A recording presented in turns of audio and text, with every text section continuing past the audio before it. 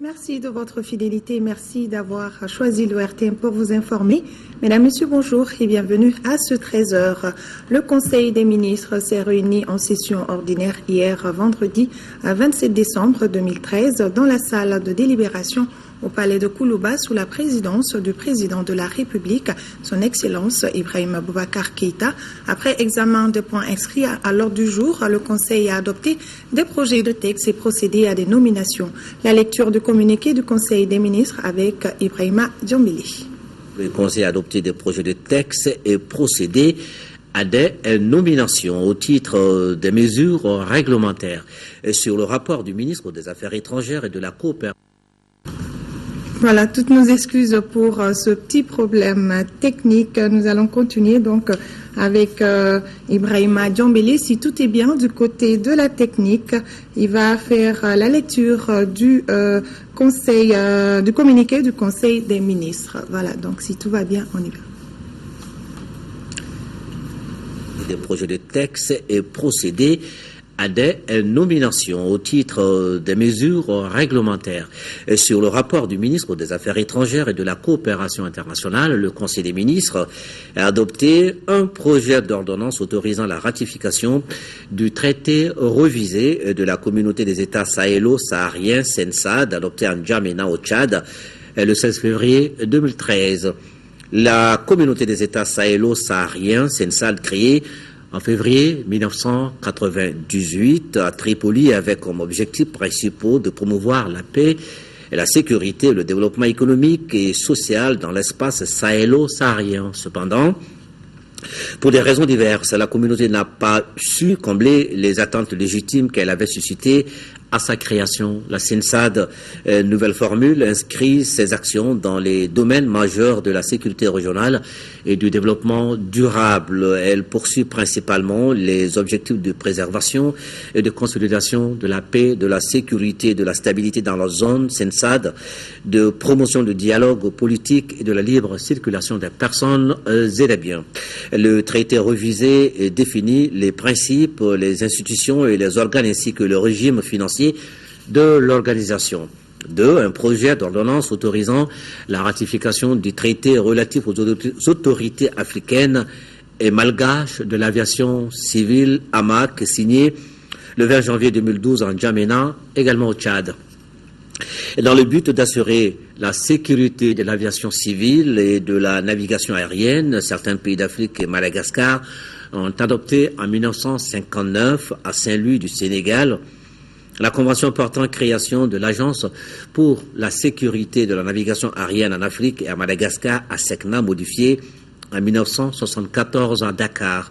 Suite aux carences relevées lors des différents audits du programme universel d'audit de supervision de la sécurité de l'Organisation internationale de l'aviation civile, les États membres de l'ASECNA ont reconnu la nécessité de mettre en place un instrument juridique permettant de mieux assurer la coordination de leur action, l'harmonisation de la réglementation et la supervision de la sécurité et de l'aviation civile. Cette volonté commune s'est concrétisée par la signature en N'Djamena du traité relatif aux autorités africaines et malgaches de l'aviation civile AMAC, dont la ratification par notre pays est l'objet du présent projet d'ordonnance.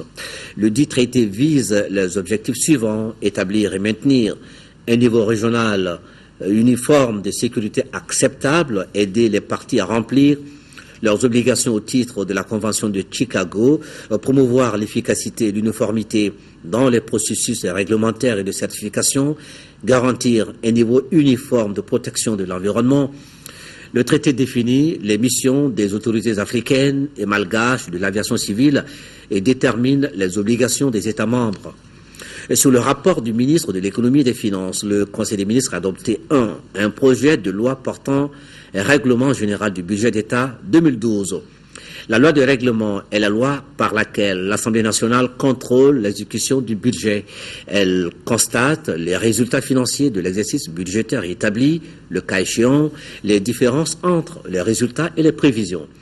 Le budget d'État pour l'exercice 2012, adopté par la loi numéro 2011-078 du 23 décembre 2011 était arrêté en recette en francs CFA de 1341 508 milliards, en dépenses en francs CFA de 1483,495 milliards. Ces montants ont été modifiés suivant la loi numéro 2012-053 du 4 décembre 2012 comme suit. En recette, en francs CFA, de 941,659 milliards, en dépenses en francs CFA, de 988,606 milliards, un déficit corrigé en francs CFA de 46,946 milliards. L'exécution de ce budget a donné les résultats ci-après. Au niveau des recettes, au titre du budget de l'État, pour une prévision de 941 659 milliards de francs CFA, les recouvrements de recettes en sous-chiffre en francs CFA à 919 727 milliards, soit un taux d'exécution de 97,67%. Les recettes réalisées au titre du budget général se chiffrent en francs CFA à 912,185 milliards pour une prévision de 930,326 milliards de francs CFA, soit un taux de réalisation de 98,5%. Au niveau des dépenses, les prévisions du budget d'État étaient en francs CFA de 988,606 milliards, l'exécution en francs CFA de 919,24 milliards, soit un taux d'exécution de 92,76%. Les dépenses de fonctionnement du budget d'État ont été de 875,688 milliards de francs CFA pour une prévision de 942,941 milliards de francs CFA, soit un taux d'exécution de 92,47%.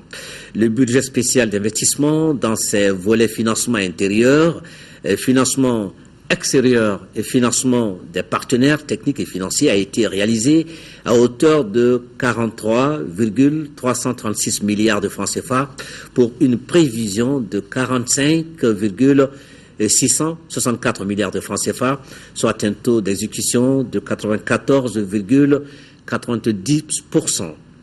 Les ajustements nécessaires au titre de la présente loi de règlement se résument seulement à l'annulation des crédits non consommés qui se chiffrent à 69 581 549 148 francs CFA.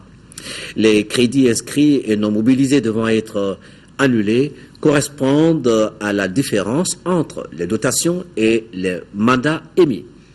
Au total, l'exécution de la loi des finances pour 2012 dégage un excédent budgétaire de 0,703 milliards de francs CFA au titre du budget d'État contre un déficit prévisionnel de 46,946 milliards de francs CFA. Un projet de décret portant approbation du marché relatif aux travaux de construction du siège de l'Agence nationale de gestion des stations d'épuration du Mali, AGSEM, l'Agence nationale de gestion des stations d'épuration du Mali, créée en mars 2007, occupe actuellement un bâtiment en bail à Corofina inapproprié au regard de l'importance des missions. Le présent marché est conclu pour remédier à cette situation en dotant l'agence d'un cadre de travail décent à la dimension de son statut. Il porte sur la construction d'un bâtiment composé de 4 ensembles abritant les bureaux R+2 avec sous-sol, d'un restaurant, des guérites, d'un local pour transformation, d'un local pour groupe électrogène, de divers espaces aménagés, aires de circulation, espaces verts, etc., d'un mur de clôture. Le marché est attribué après appel d'offres à l'entreprise Econi pour un montant de 2,409 milliards de francs CFA environ et un délai d'exécution de 18 mois. Le financement est assuré par le budget national.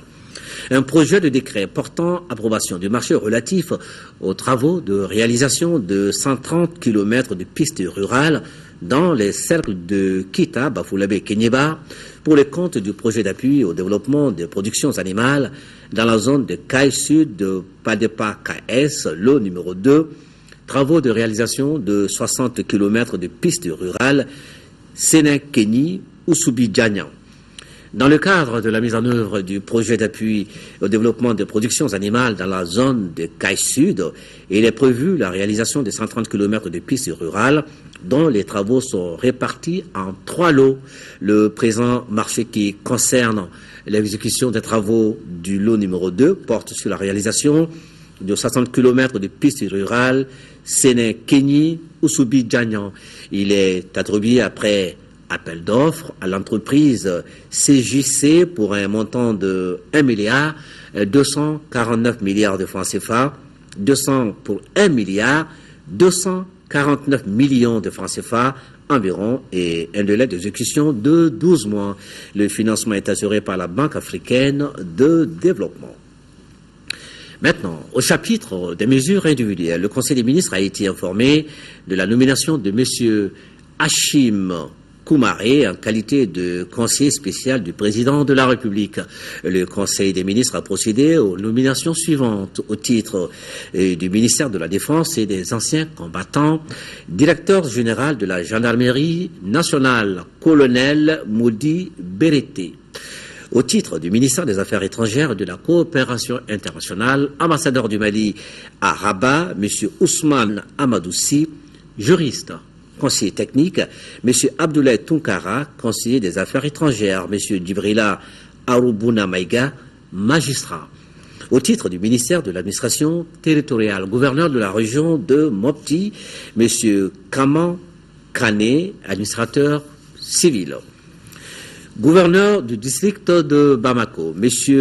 Adi Traoré, administrateur civil. Au titre du ministère de l'Éducation nationale, directeur national de l'enseignement fondamental, M. Morifi Sissé, professeur principal de l'enseignement secondaire. Au titre du ministère de la Santé et de l'Hygiène publique, conseiller technique, M. Mamadou Namouri Traoré, médecin, M. Ibrahim Koulibaly, pharmacien, M. Lamine Diarra, médecin, M. Oumar Ag Mohamedoun, professeur de l'enseignement supérieur, M. Moussa Diawara, inspecteur des services économiques. Au titre du ministère de la Communication et des Nouvelles Technologies de l'Information, secrétaire général, M. Mamadou Adi Traoré, ingénieur des constructions civiles. Conseiller technique, M. Souhahebou Koulibaly, ingénieur informaticien. Voilà, donc c'était là la lecture du communiqué du Conseil des ministres qui s'est tenu hier, vendredi 27 décembre 2013. L'Assemblée nationale, siège de la Haute Cour de justice, vient d'être saisie par la lettre numéro 285 PGCS du 18 décembre 2013 d'une dénonciation des faits susceptibles d'être retenus contre Amadou Toumani Touré, ancien président de la République. Écoutons Mahaman Babi, ministre de l'Emploi et de la formation professionnelle, porte-parole du gouvernement. Il est au micro de Garibou Pérou. Le gouvernement du Mali informe l'opinion publique nationale et internationale que l'Assemblée nationale, siège de la Haute Cour de justice, vient d'être saisie par la lettre numéro 285 PGCS du 18 décembre 2013 d'une dénonciation des faits susceptibles d'être retenus contre Amadou Toumani Touré, ancien président de la République pour haute trahison. Les faits dénoncés concernent, entre autres, d'avoir, en sa qualité de président de la République du Mali, donc chef suprême des armées, en violation du serment prêté, faciliter la pénétration et l'installation de forces étrangères sur le territoire national, notamment en ne leur opposant aucune résistance, fait prévu et réprimé par l'article 33, alinéa 2 du Code pénal. D'avoir au Mali, au moment des faits et en tant que président de la République, donc chef suprême des armées, détruit ou détérioré volontairement un outil de défense nationale, fait prévu et réprimé par l'article 34, alinéa 2 du Code pénal. D'avoir, dans les mêmes circonstances de temps et de lieu que dessus, participé à une entreprise de démoralisation de l'armée caractérisée par des nominations de complaisance d'officiers et de soldats incompétents et au patriotisme douteux à des postes de responsabilité au détriment des plus méritants, entraînant une frustration qui nuit à la défense nationale, fait prévu et réprimé par l'article 34, alinéa 3 du Code pénal. de s'être dans les mêmes circonstances de temps et de lieu que dessus, opposé à la circulation du matériel de guerre, fait prévu et réprimé par l'article 34, alinéa 3C du Code pénal, d'avoir dans les mêmes circonstances de temps et de lieu que dessus, participé en connaissance de cause à une entreprise de démoralisation de l'armée malgré la grogne de la troupe et des officiers rapportés et décriés par la presse nationale, fait prévu et puni par l'article 34, alinéa 3D du Code pénal. D'avoir dans les mêmes circonstances de temps et de lieu que dessus, en tout cas depuis moins de 10 ans, par imprudence, négligence ou inobservation des règlements, laisser détruire, soustraire ou enlever en tout ou partie des objets matériels, documents ou renseignements qui lui étaient confiés et dont la connaissance pourrait conduire à la découverte d'un secret de la défense nationale, fait prévu et puni par l'article 39, alinéa 2 du Code pénal. L'opinion sera informée en temps utile des développements ultérieurs de ce dossier. Sur un tout autre plan, ils étaient arrivés à Bamako le 14 septembre dernier et 3 jours après, ils étaient opérationnels. Nous parlons ici des 106 militaires membres de la mission de l'hôpital médico-chirurgical de campagne marocaine installé à Bamako. Après 3 mois d'exercice, l'action humanitaire s'achève. Une cérémonie d'hommage à l'intention des membres de l'équipe médicale marocaine a été organisée. Garibou Pérou. Plus de 52 000 prestations, c'est le bilan de l'hôpital médico-chirurgical de campagne marocain.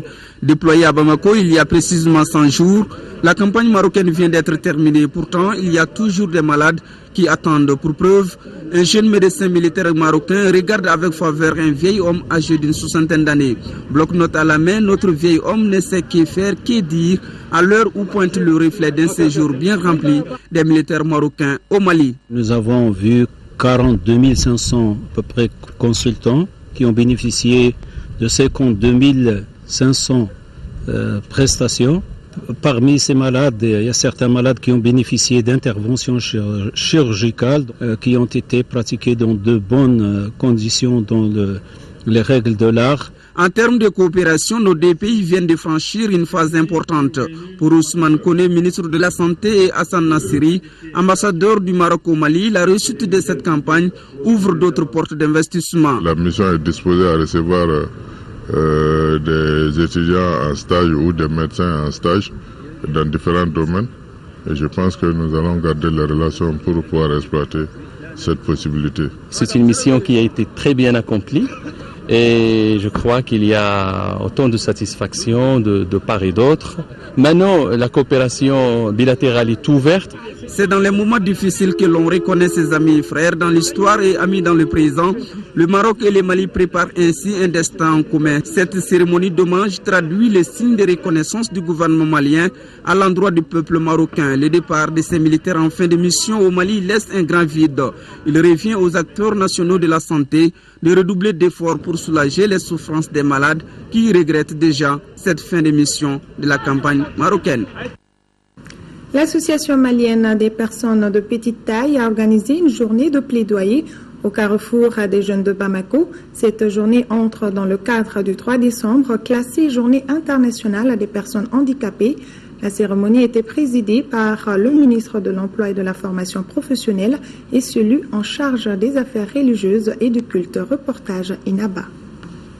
Dans le cadre de la journée du 3 décembre, les personnes de petite taille, par la voix de leur président, ont souligné tous les maux qui freinent leur plein épanouissement et leur promotion dans la société. Selon la présidente, le handicap reste, en dépit des dispositions législatives, une cause d'exclusion en termes d'accès aux infrastructures, d'intégration professionnelle, mais aussi d'acceptation sociale. Nous avons voulu vous parler des difficultés que les personnes de petite taille rencontrent dans la vie de tous les jours et partager avec vous nos idées et nos préoccupations dans le cadre de l'amélioration de nos conditions de vie. Le Mali est le 7e pays à ratifier la convention relative à l'insertion des handicapés, mais nombreux sont les gens qui regardent les personnes handicapées avec indifférence, d'où l'appel du ministre de l'Emploi et de la Formation professionnelle. Il tient à ce que tous les Maliens, toutes les Maliennes puissent participer au processus de développement de ce pays-là sans exclusive. Je pense que pour ceux qui l'ont suivi lors des cérémonies de présentation de vœux, il a été encore très clair sur l'insertion des personnes handicapées. C'est-à-dire que la première chose, c'est que parmi nos bénéficiaires, il faut que nous donnions la priorité, que nous accordions la priorité aux personnes handicapées, y compris les personnes de petite taille. Créée en 2008, l'Association malienne pour les personnes de petite taille lutte pour l'insertion, l'épanouissement et le développement des personnes vivant avec ce handicap. Actualité régionale à présent, à Sikasso, accentuer la communication sur l'assurance maladie obligatoire pour une meilleure compréhension du mécanisme. L'espace dédié à cet exercice s'est tenu dans la salle de conférence du gouvernorat. L'ouverture de la séance était présidée par le gouverneur de la 3e région, Mahamadou Djabi. Compte rendu, Sekou Konaté, Famoussa Magassa depuis Sikasso. Par l'organisation du présent espace, la Caisse malienne de sécurité sociale et représentation de Sikasso veut renforcer la communication à l'endroit des fonctionnaires des collectivités territoriales autour d'un outil qui se veut de plus en plus central dans la prise en charge des questions de santé des populations. C'est pour permettre justement au maximum des assurés qui ont des difficultés encore à comprendre le mécanisme de gestion de ces régimes, de venir, d'écouter et puis de s'informer. C'est ça un peu les principaux objectifs de cette journée. C'est un régime de protection. Nous voulons que le maximum des assurés puissent bénéficier des soins de santé. Donc ceux qui avaient hésité au départ, qui n'avaient pas compris en fait le régime de le contexte de ce régime, je pense que je leur demande de revenir. Les opérations de préimmatriculation, le recouvrement et le reversement des cotisations à la CANAM, le recouvrement des cotisations des fonctionnaires des collectivités territoriales, la liquidation des feuilles de soins et le remboursement des montants y afférents et la comptabilisation et le contrôle des opérations de l'AMO seront donc les axes à développer. Cette journée représente aussi une opportunité très salutaire dans le contexte actuel de la gouvernance dans notre pays. Je voudrais saisir l'opportunité ainsi offerte pour rendre un vibrant hommage à nos pouvoirs publics pour l'initiative prise dans le cadre du plan d'action 2013 du déroulement des tutelles. D'autres questions relatives à la vie des fonctionnaires en activité ou à la retraite ont également fait l'objet de débats. Le groupe de presse Radio Sikoro et le journal ségovien ont élu l'homme de l'année 2013 de la région de Ségou. Il s'appelle Mahamadou Ndiaye de Baraouli. Le élu a reçu samedi soir son titre honorifique lors d'un concert qui a regroupé parents, amis et publics ségoviens, mais aussi les autorités régionales. Reportage Kandesila. Il s'agit à travers cette fête traditionnelle du groupe de presse à Radio Sikoro, le journal ségovien et leurs auditeurs, de désigner chaque année une personne physique ou morale qui s'est distinguée par ses actions d'intérêt public. Pour 2013, le choix s'est porté sur Mahamadou Ndiaye, communément appelé Marfin de Baroueli. Depuis 1995, nous avons initié cette cérémonie de distinction de l'homme de l'année à Ségou. Le premier objectif pour cette cérémonie de distinction, c'est un peu pour créer l'émulation entre les citoyens. Ce natif de Sikasso, entrepreneur de son état, a été choisi à travers ses œuvres de bienveillance matérialisées par la construction d'écoles, de mosquées, de puits à Grand Diamert, mais surtout pour avoir donné un souffle nouveau à la course hippique en réhabilitant le champ hippique de Ségou et donner ainsi goût aux Ségoviens pour la course des chevaux. Le sentiment que j'ai ce soir, c'est un sentiment de joie. Et le message que je lance à la jeunesse du Mali, plus précisément la jeunesse de Ségou, pour qu'ils imitent ce genre de savoir-faire, de travail et de courage. C'est un symbole aujourd'hui, un acte de reconnaissance et de mérite, surtout pour l'homme de l'année. Je vais parler de M. Mahamadou Ndiaye, qu'on appelle intimement Madfi, et qui est effectivement de Baraouli, d'une des cercles de la région de Ségou. L'ambiance de la soirée était assurée par l'artiste Nampé Sadio, qui a tenu le public ségovien en haleine. Retour à Bamako dans le cadre du mois de la lutte contre le VIH-Sida, le mouvement d'action pour les jeunes de l'AMPF a organisé la 5e édition de son activité de sensibilisation. L'initiative consiste à informer la jeunesse sur les dangers de la maladie. Reportage Al-Jumatina. Dénommée Sida Show, cette manifestation permet au mouvement d'action pour les jeunes de l'Association malienne pour la protection et la promotion de la famille d'honorer son engagement. Il s'agit pour le MAJ, à travers cette tribune, d'échanger et sensibiliser les jeunes sur le mode de transmission et de protection contre le VIH-Sida. Initié en 2004 par l'IPPF, le mouvement d'action des jeunes MAJ est une stratégie de responsabilisation des jeunes afin qu'ils soient les porteurs de leur propre message. Les jeunes du MAJ se veulent les partisans de développement d'activités permettant une véritable prise de conscience de leurs pairs et les autres composantes de la société sur la problématique de la santé sexuelle et reproductive. Réseau mondial de participation des jeunes à la prise de décision, le mouvement d'action pour les jeunes de l'AMPPF a fait de la lutte contre le VIH-Sida son cheval de bataille. Pour lui, cela passe par un changement de comportement. Il n'y a pas dans la vie d'un peuple des situations qui ne puissent pas changer. Tout peut changer, mais rien ne changera sans l'effort et la volonté de tous ceux dont le destin est en cause. Notre destin n'est inscrit dans aucune fatalité. Un monde sans sida est possible. Des prestations artistiques, dont celle du ballet du mouvement d'action pour les jeunes, ont ponctué cette activité organisée dans le cadre de la lutte contre le VIH-Sida. L'ORTM renoue avec la tradition. Il a proposé hier soir au CICB au grand public et en direct à la radio et à la télévision nationale une soirée traditionnelle sous le signe de la réconciliation. La nuit de la réconciliation a été l'occasion pour l'ensemble du peuple malien de se retrouver sur scène à travers la culture.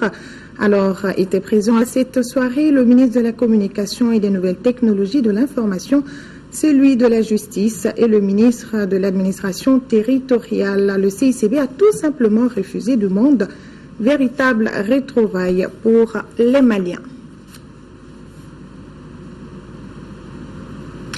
Voilà, fin de ce journal. Merci de l'avoir suivi pour l'édition du soir. Vous serez avec Ibrahima Diombele et merci de rester avec nous pour le reste du programme de l'ORTM. À demain, 13h.